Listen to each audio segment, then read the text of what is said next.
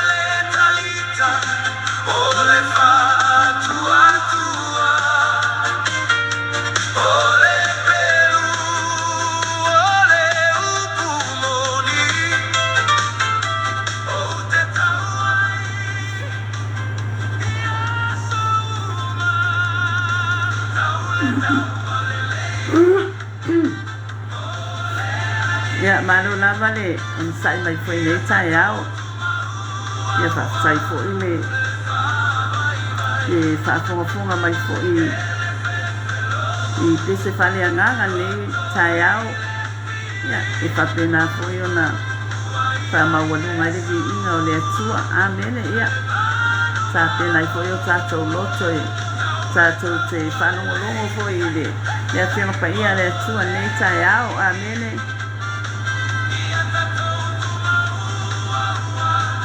le tai au ia whapena foi ona tatou amata i le tatalo amene ia vi ia tamala o fio ia lavalo suafa ia ma le mamani e ova lo matou atua tamala whaatai la o fio ne ia sofo whaopoko mai aso le matou ola tamala whaatai la o fio le mana o lo wanganga pa ia o whapena o na fio mata i to luaina i matou ia o matou iai foi tamali le ina lonangi whaatai tamai le toto i Yesu o sausawina i matou whaatai foi tamai au angelu pa ia o a fio matou la wapi o loto i tono o matou fale ua matou mawai pere manuia ma le alofa tunua mai la o fio tamau o talo nei tai au Feau i la o fio tamai le ise mea ma o te mawhaia pe a le se noa ma la o fio le mana o lau whaunga ina iai unga ia tau lau au auna ina ia mwhai foi o na o whaasoa ina lo finangalo au iai le manuia mai la o fio tamatu mawatu i la o fio lo wi inga e whaamamau tu mau lava le whaatau wa iai matou i iai oe tama ona Yesu amene ma amene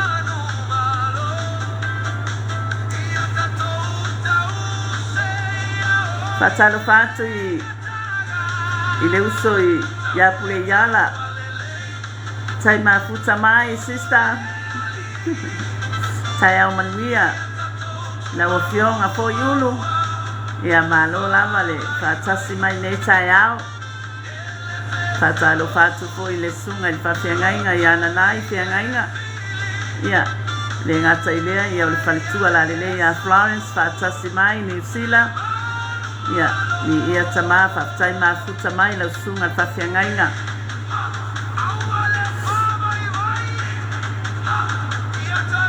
ia ia nei tai au ia au fuina whalawi loa tato au nanga mene ia o le tato au nanga fuine o le Feau o Satauro ia pe foi ona whalawi loa ia lo au ina tu sa o tu foi nei Amerika Samoa ia o lo ilalo foi o le whamalu o le ala leo whaleanganga o le Global Kingdom TV ia o lo i New Zealand ia o lo whapena foi o nei lano le wawaiga a le sunga le whawhiangainga ia mai preta mene ia whaptai elo loto i lea li o mau foi lea wanoa e whapena foi o na whasoa i finangalo le atua i lunga foi o le ala leo whaleanganga ia le inga i foi le atua a mene ia o nei tai au ia o foi o na o whatalo whatu foi i le paia foi ma le mamalo o se o tato watunu o Samoa ia whatalo whatu ai foi i le sunga i le laule le mali e toa ia o le tato panemia fifilia foi o lo whapena foi o na ngā lulue ma le whainga malori nei vai tau ia o le vi inga i foi i le atua a mene whatalo whatu foi i le au whainga luenga mamalu o le atua o le au whainga luenga paia o le au whainga luenga totofi a le atua ia o lo whapena foi o na lato whasoaina le finangalo le atua i tafa i fia o le neina lo langi i whatafa i taulanga i fia ia wafo i le finangalo o le atua a mene ia whatalo whatu le aingo o whatu atua tino keriso ia whatalo whatu i lunga o ala leo whaleanganga i lunga o penga tawhailangi i sunga i whawhiangainga mo lato whalitua o te akono mo lato whalitua ia uso mtuanga le pele le ali o ano mawhanau o lo lato fola mai le tala le lei i lea aso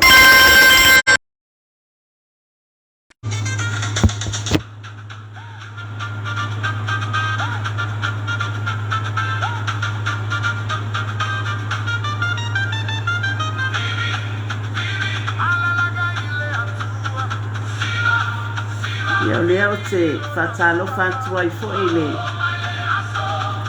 ile sunga ile whatonu le sunga ia whawhengainga ia mai preta ma le whalitua ia Sara.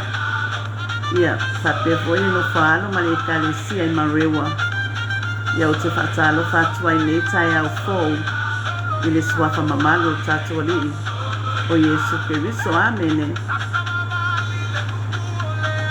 Ia le tai au ia whapefo na tatou o atu fo le upo le atua. Amene.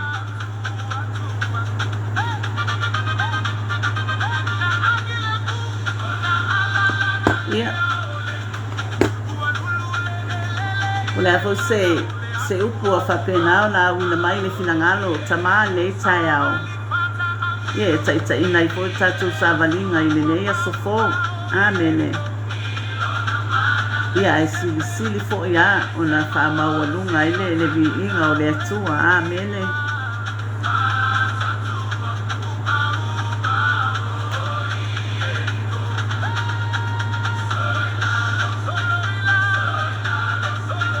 O le tatou tusi whaitau o le maua mai le tusi a Roma. O le Roma o le mta upo sfulima. Amene. Manatua o le afo ia I whaasolo al tatou tusi o le a tatou ia tusi a Roma. Amene. O le tusi a le apostolo o Paulo I le ekalesia I Roma.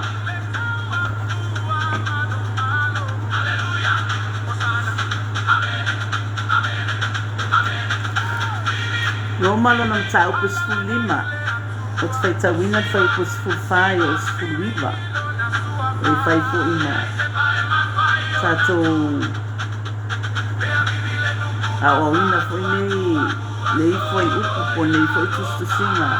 Mai o le whaulu tala ina o le tatou mta upo le tai au. O le tala I le ngaluenga a Paulo. O le tala I le ngaluenga a Paulo. O usoi ua o mautinoa o au ngei lava ua tutumu o tau foi I le angalilei. Wa apelepele le poto o malava. Wa o tau mawhaia foi o na apuapua I le tasi. Wa o tusi atu nisi mea ia te o tau le au soi. Male malosi.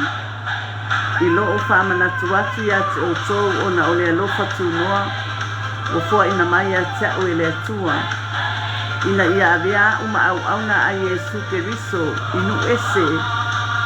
O te whaia le whaiva o staulanga le tala le leia le atua. Ina ia tali le leia. Le taulanga anu ese. Ina ua whapa ia ina I le anganga paia. O lea ia te au ni mea. E mitai ona o Yesu. Ona o Keriso Yesu I mea tau le atua. Awa o te le whamalosi o na tau atu I mea. E le inga lue ai Keriso ia te au. Ia iu ina ngā wai onu ese I le upu ma le amio. I le mana o whailonga ma wawenga. I le mana o le anganga paia. O le afua mai ai Yerusalema. Ma whata milo e o I ilo riko ua o matua fola le tala le lei a Keriso.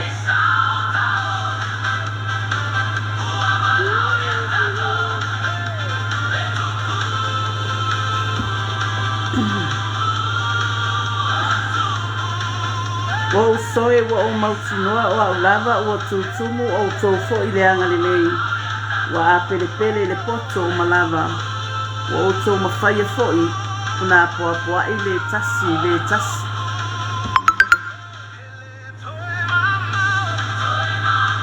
Ua o tusi atu ni simea ia te o tau le au so male malosi I lo o whaamanatu atu ia te o tau. Ona o le alofa tu noa o fua ina mai ia te au le atua. Ami mai leo le konilito e mua whai upo sfulima. Ua mātou maua mai a te ia le alofa tūnoa ma le whaiva le apostolo ina ia iu ina ana i whātuatua o nuu malava ona o lona suafa. O mātou maua mai a te ia le alofa tūnoa ma le whaiva le apostolo ina ia iu ina ana i whātuatua o nuu malava ona o lona suafa. Konito suma lua whai upu e tolu a wao le alofa tūnoa o tuina mai ai a te au o te whai atuai a te o tō uma a wale whaasiri le manatu o se tasi le mea watatau o na manatu ai a ia mama le manatu ia tusa ma le tofinga o le whātuatua o tai tasi ma tofu ai mai le atua.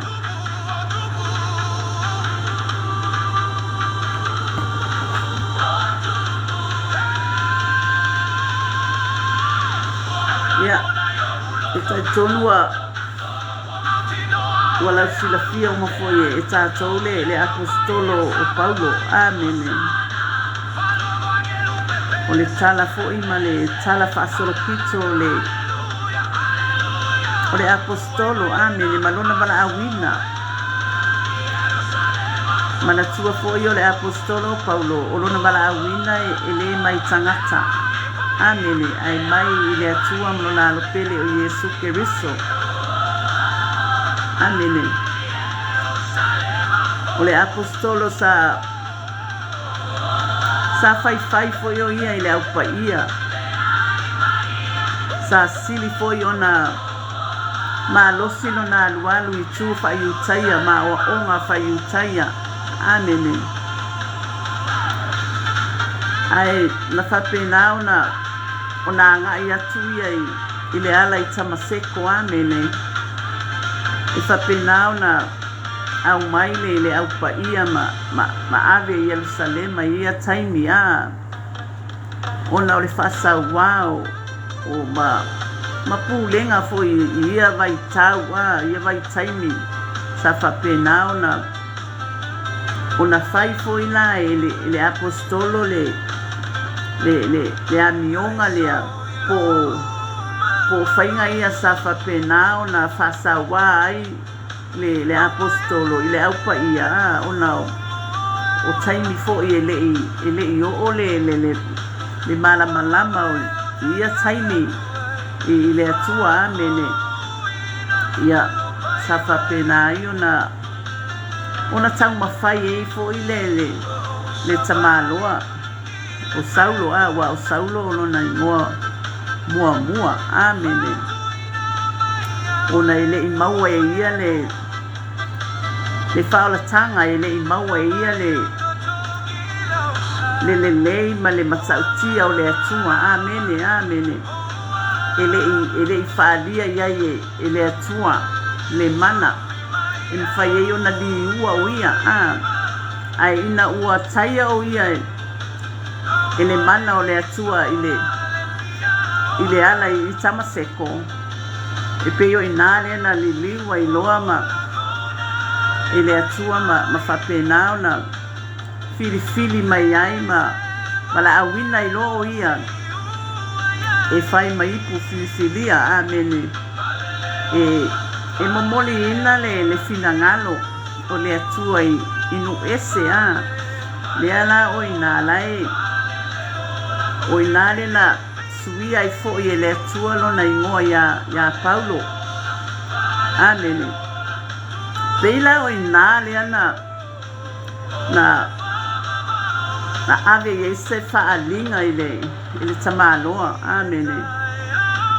Ma whapenao na liliwa i loa lona mawhauwhau ma lona loto i le atua. Ma ia ua maua i loa ia le whaatuatua ma ua tari tonu loa i le atua, amene, e ala i lona alopele o Yesu Keriso, amene, mea na e naua i lava ma fia le apostolo le o Paulo e talai le finangalo le atua ma o le mata upo le Satauro ma na o onga i a Yesu Keriso ole apostolo le na ave ia le faalinga le o Satauro mea nai muli tai ia le manatu ole apostolo e fia e talai le finangalo le atua e ala i lona alopele o Iesu Keriso amene o le tele fo ia o tusi i le feagaina fo o le tele o tusi a le apostolo e tusi a le famalosi e tusi le apostolo i le famalosi i nuu fapena sa po ai sa fapena ona manao le apostolo e tutu mau ma ia famalolosi le fatuatua amen pela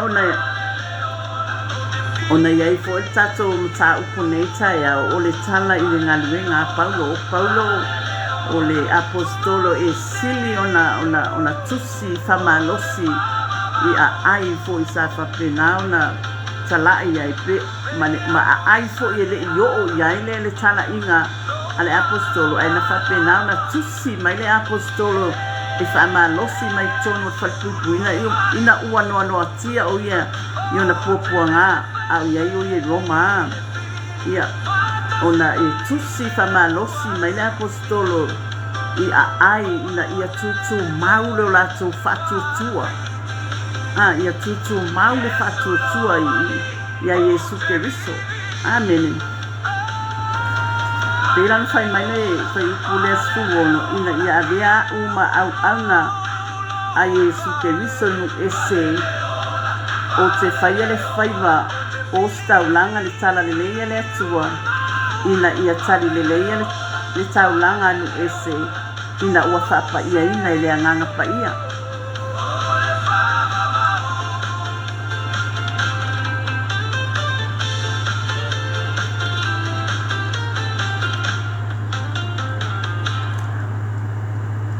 o fai upas fulfitu o lea ia te au ni mea e mitai ona o Keriso Iesu i mea tau le atua a wā o te le whamalosi ona tau atu i mea le ingalue ai Keriso ia te au ia i uina ngā wai onu ese i le upu ma le amio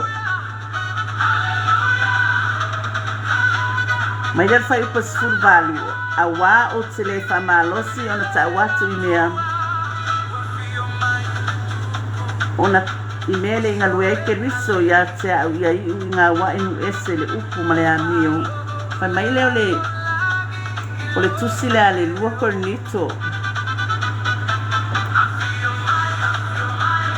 o le mata upe tosu lima a ua o inei ona po o loo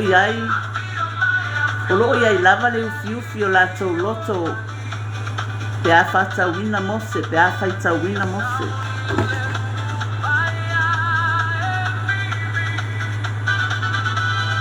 pai upa suma le iwa i le mana o whailonga mawawenga i le mana o le anganga paia o le afua mai ai Yerusalema ma whaata milomilo e o ilo riko ua o matua fola le tala le lei a Keriso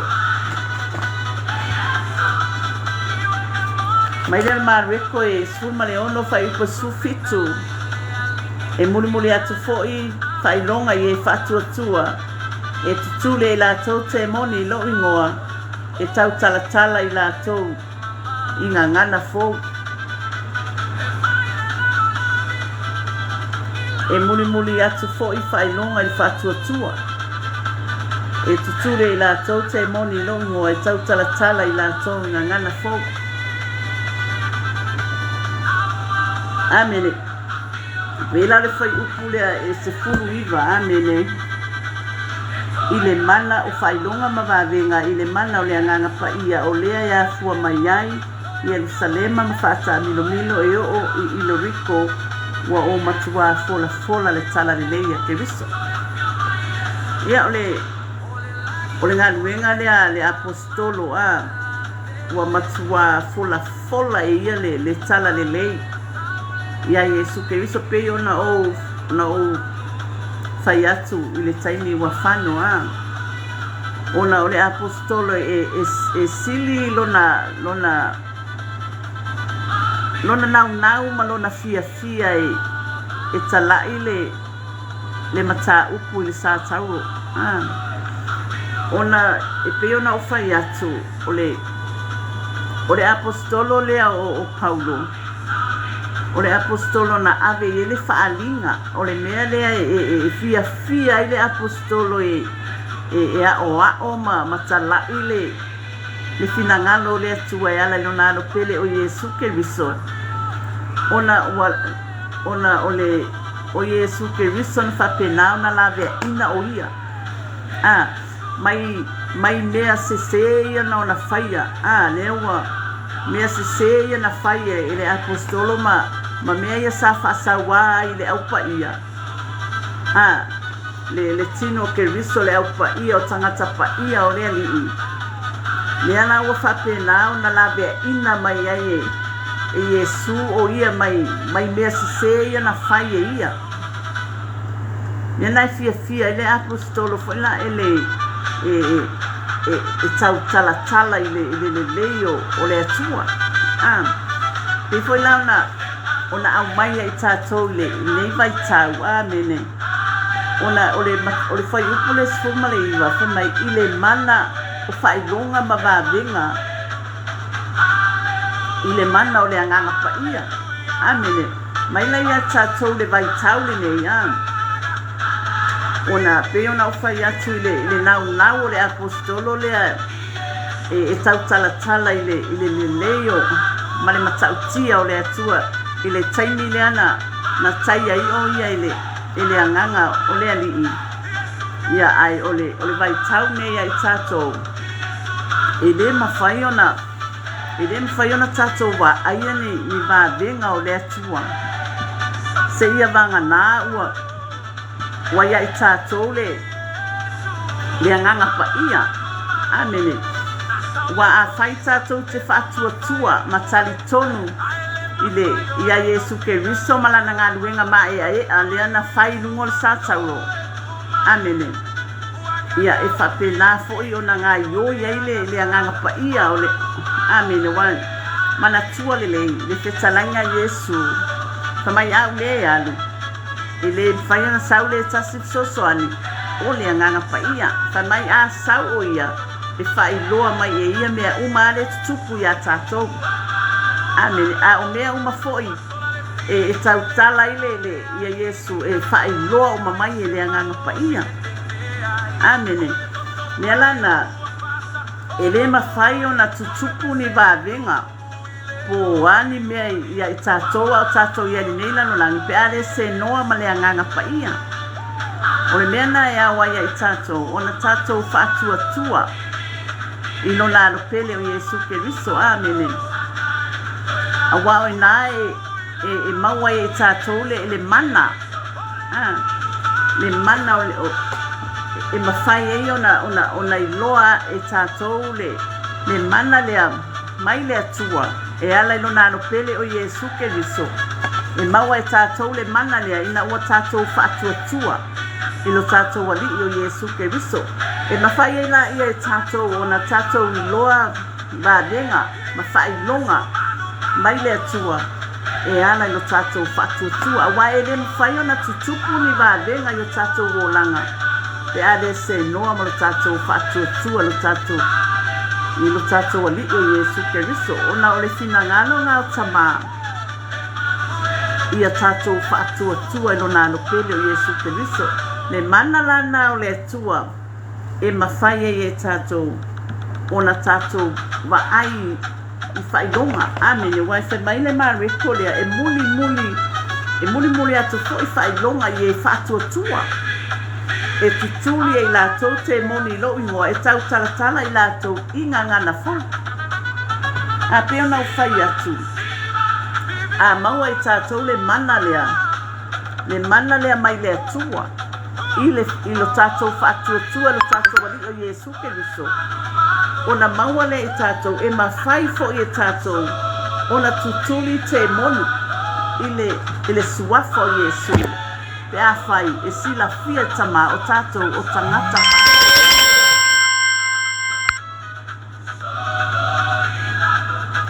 Amene. ai pe ona o fai atu wa le mea na e tau ai le talia o le whaalatanga amene a fai fo yo o mai moa mai le tae au ia le au whaafonga ia po e fo lo mai moa mai le upua le atua amene ia talia o le whaalatanga amene wa o le tatou talia o le whaalatanga e maua e tatou le mana lea le mana le mawhai e tātou o na tutuli te moni le suafa o le tātou ali o Yesu Keriso. Awa le mawhai o na se te moni pe a whai e leo ia i tātou le mana lea. Le mana lea e ala lo tātou whaatua wa o tātou mea o tātou ngā luenga o mai whaatino le whaatua. Amen. Patalo fatu le sunga whawhiangainga ia olo apu yese. Malwhautua ne tai au, tai lava i lau sunga le whawhiangainga le whaatasi mai. Tai au manuia i le alofa ma le angalelei o le atua. Kalo whai. Ia le atua, tai mafuta mai lau sunga whawhiangainga. Whaftai fo i mo porkalame matangofie o loo. Whapena fo i o na awina mai lunga o. Penga tawhailangi ia tama whaftai malole. Whamalosi mo le alii. Whamanuia le atua i le ainga. Whaftai fo i la sunga whawhiangainga na nai mafuta mai. Tai sista pule iala mafuta mai. Ia pe o le tatou ole tatou whaasoa le tau avatu nei tai au.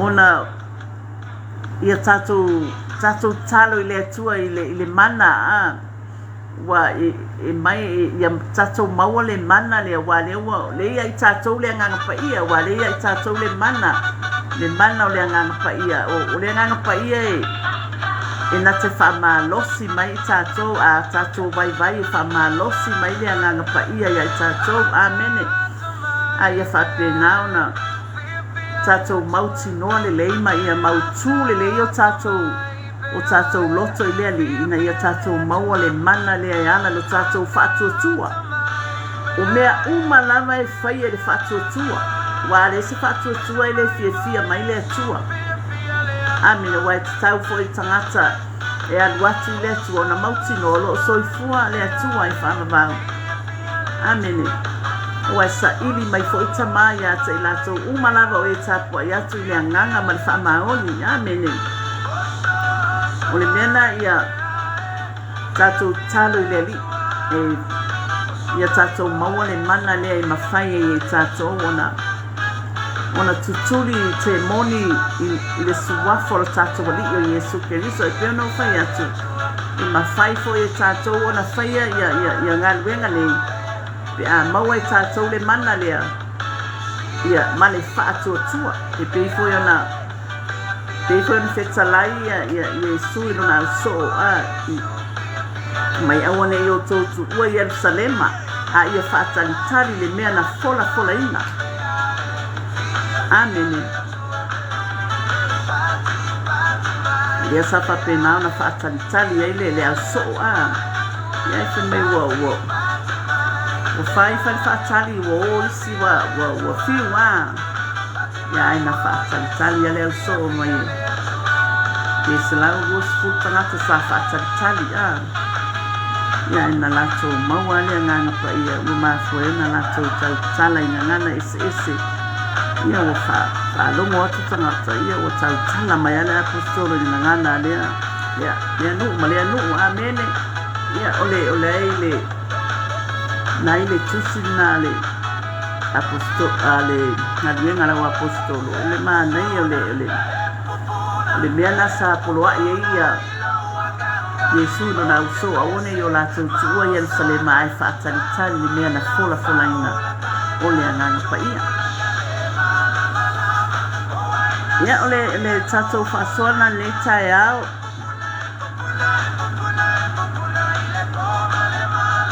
ia alo whaatama ia whamamla mātiri mai lona whina ngalo Io tātou loto mo tātou mawhawhau.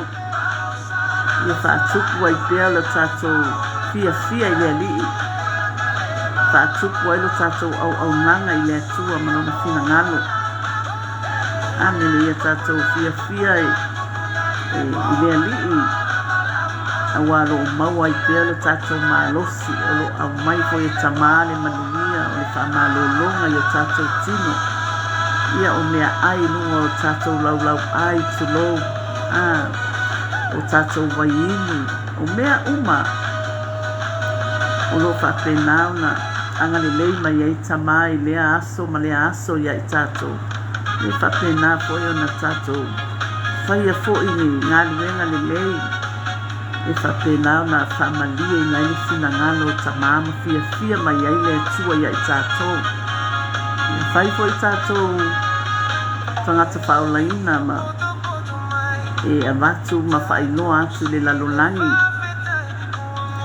Ia o tātou wā mio, amene wā le foi e ta ua le whiampa ia tamā. Ia tātou wā mio wā o tātou wā mio fo i e whapena foi o na whamasino i nei foi tātou pe tātou te o atu foi whapea pena le leia tātou wā mio amene. Ia o mea whapena e te tau o na maua e tangata soifua a o lo o maua peele le malosi ma le ola. Amene e le leile a mio ma le leile ia whaaloalo i tangata. Ia i loa whai le vā ma tangata. Ai le o Ia mio foi na ele loa foi iava ma le fa pena e tatau ona mau e tangata. Amina fai foi o lai fa fonga mai le tai au i la tau lo mai moa mai. Ia le ia tātou wā mio.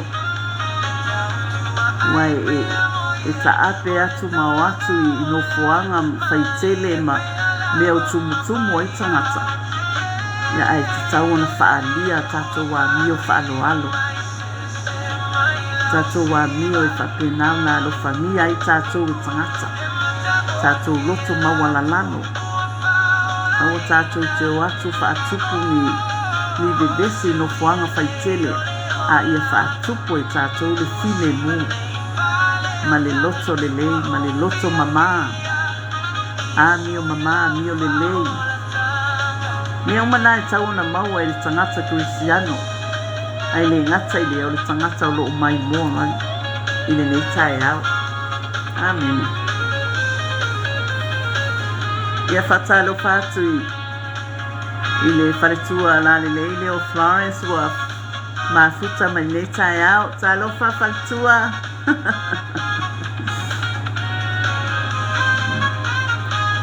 Ia. O tātou whaasoana nei tae au e whamalosi e whai o tātou loto nei aso amene. Tātou ta ape atu fo nei aso ia aua. Kapena foi ona whaatumuina i tātou le upo le atua e. E mawhai e tātou ona te te atu fo inga luenga e pelo le te apolo i nei aso a. Ia ole. Tamalosi na mo i tātou. Tātou wo foi ma le atua nei aso. Tātou sāva vali ma le atua. E iau no whai atu iau whasoa. Whamasani ma le atua. Pa mai les whai whai au no whaalongolongo i lana launga. Pa mai mana ia le tala le whai whai au. Pa mai e tau ona whafonga tamao e whamasani o lai whapea mai o lai whafonga tamao e masani i lo leo. Ia e fula e le mana ia fo le launga swhaiwhea. Pa mai wa masani le tua i leo pela o tātou whatata inga pe o tātou i whanau o le atua. ia a whai o lai whaafonga me ata mai ia so umai o lai e te tatalo atu ma whaafisai atu ma a whamaila ua māsani le atua i leo lana whāna e pei foi la o le o tā vita i leo mamoe a peu whamai ua māsani ia mamoe i le leo tā vita so e foi la o le mānaia ia o le afionga pa ia tama pe a tātou ma fau lo loto nei le finangalo o le atua a nene ia whapena fo i le tātou mawhitanga ma tama e tātou te whailoa ia tama ia mea uma tātou te vai ai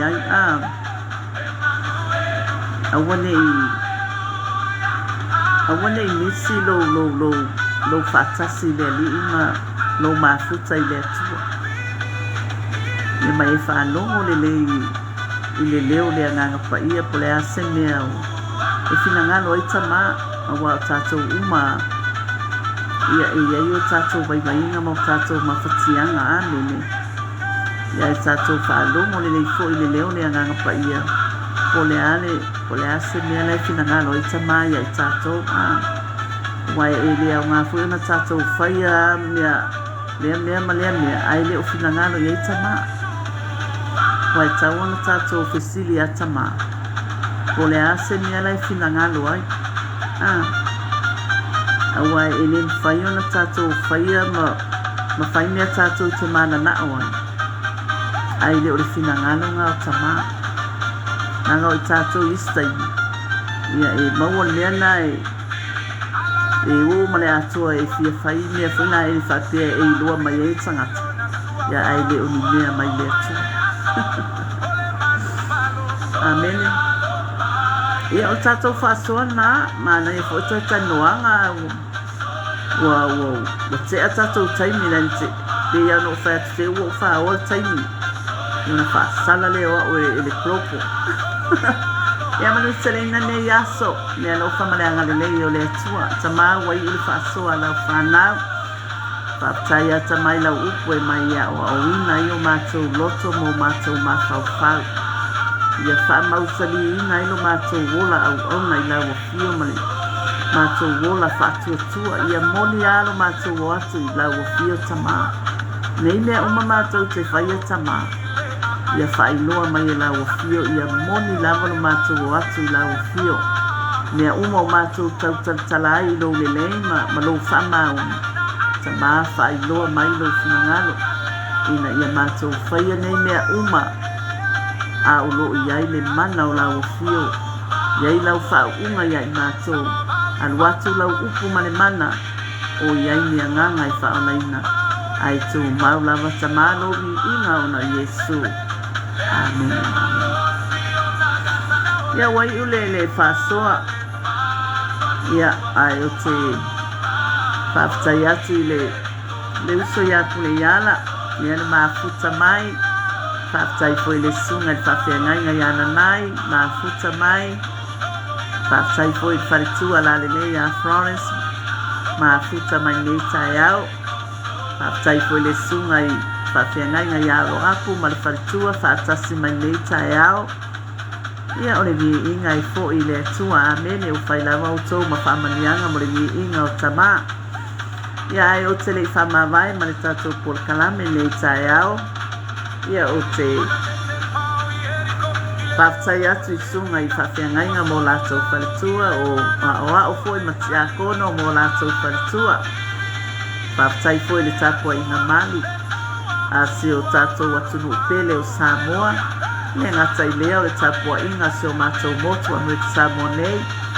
Ia whaftai foi ia i lātou umalama na whapenao na mai moa mai ma whafonga mai i wofo i ma whaanga nei por kalame whaftai ma futa mai ia o lau talo nei tai au ia whamania tele lava le atua ia te auto umalama i le suafa manu malo le suafa mamalo le tātua li o Yesu Keriso ia manuteleina nei aso i le alofa ma le agalelei o le atua soifua alofa atu puleiala alofa atu faletua Florence nanai alofa atu i lausuga le faafeagaiga o lo apu ma le faletua alofa atu i lausuga le faafeagaiga nanai faafetai lava faatasi mai manuteleina nei aso soifua